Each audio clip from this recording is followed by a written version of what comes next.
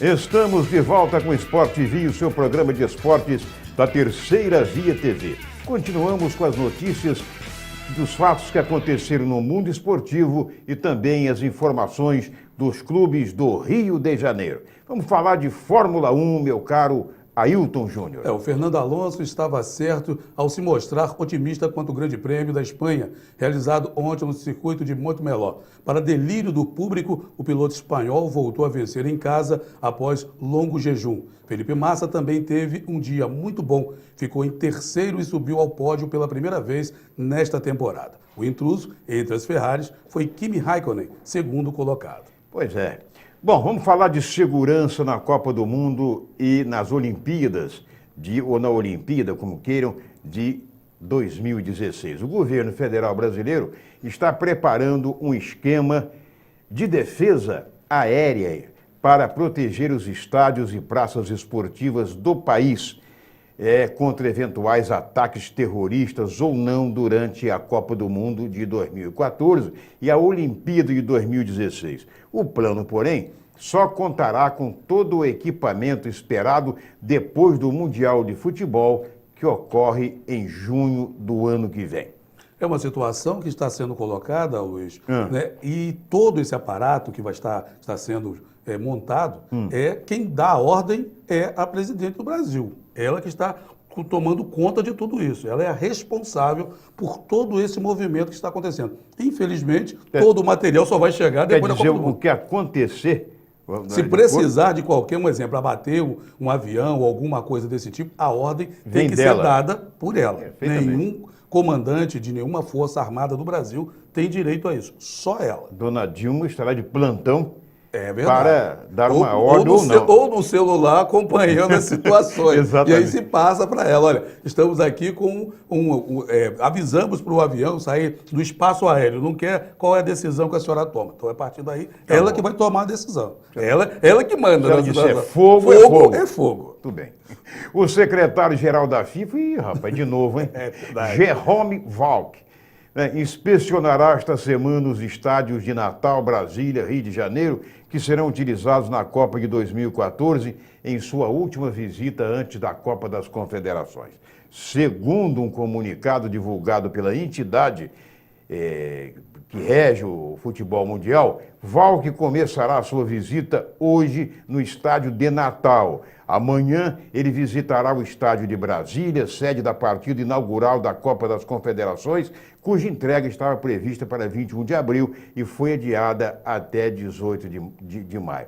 Isso é necessário ser feito, mas que é um mala... É verdade. O pior de tudo é o seguinte, né? Que saiu uma informação, nós até colocamos na última sexta-feira, de que os estádios que foram construídos ou reformados têm um grande problema, né? Que colocaram o quê? Colocaram os bancos de reserva no local que não deveria. Ou seja, vão ter que refazer. Essa visita técnica que ele vai fazer nesses 2 dias, nessa semana, é para averiguar se essas mudanças vão ser feitas e se realmente vão acontecer a contento do estatuto e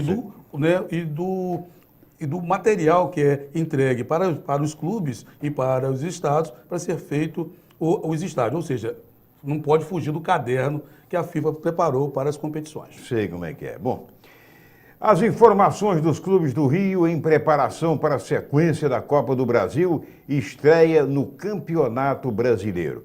O Botafogo, campeão estadual, né? O zagueiro Dória, o volante Gabriel e o atacante Vitinho foram convocados recentemente para a Seleção Brasileira Sub-20. Porém, o Botafogo já se movimenta nos bastidores para liberar o trio dos amistosos que a seleção vai disputar até o início de junho. A análise da diretoria alvinegra é de que os jovens farão falta no início do campeonato. Se forem disputar com a seleção o torneio de Toulon, na França, os 3 jogadores só estariam disponíveis ao Botafogo no dia 15 de junho, perdendo as 5 primeiras rodadas do Nacional.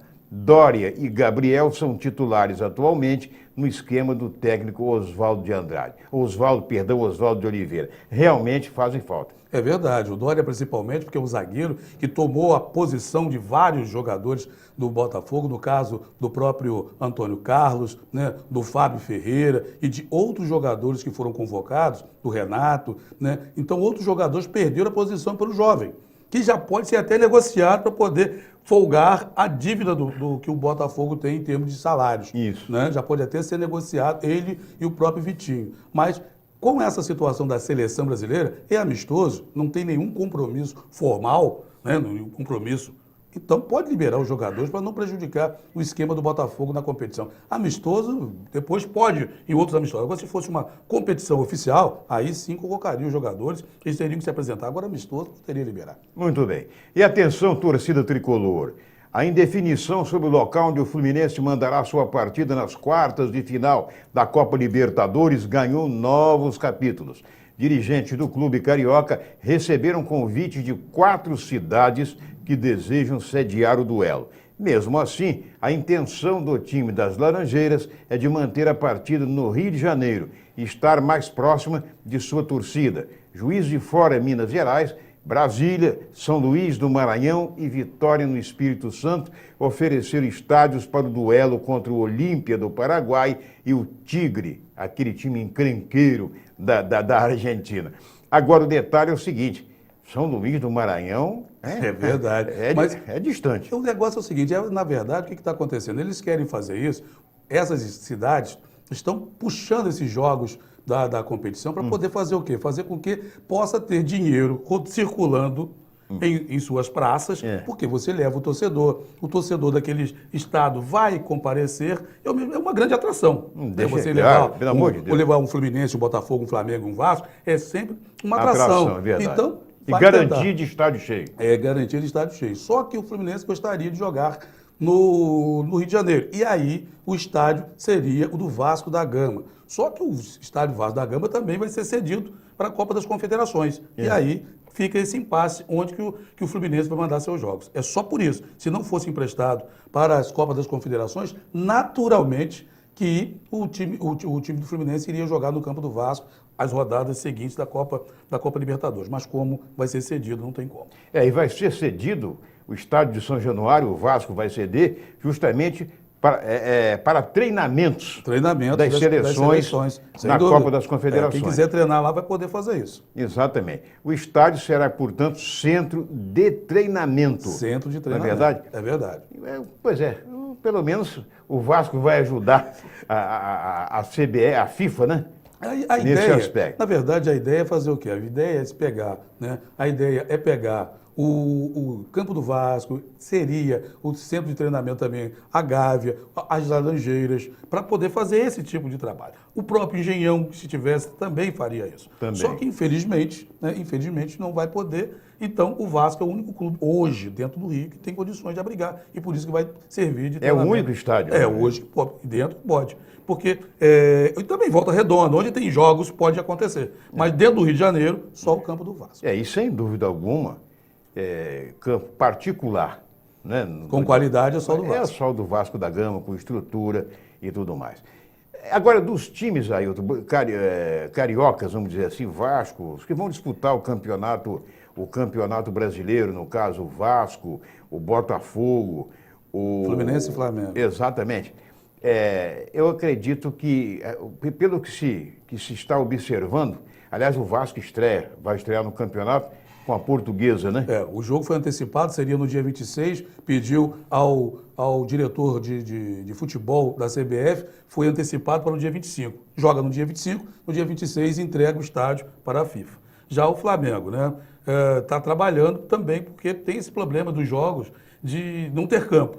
Pode jogar em Juiz de Fora e os 2 jogadores contratados do interior de São Paulo já estão liberados para jogar a partir da quarta-feira contra o Campinense em Juiz de Fora pela Copa do Brasil. Pois é, mas o Flamengo poupa agora para colher frutos mais tarde. Isso segundo os seus dirigentes. Isso quer dizer o quê? Ele está poupando jogadores assim. Os jogadores tiveram folga no domingo, foram visitar as famílias, ou seja, passar com a mãe.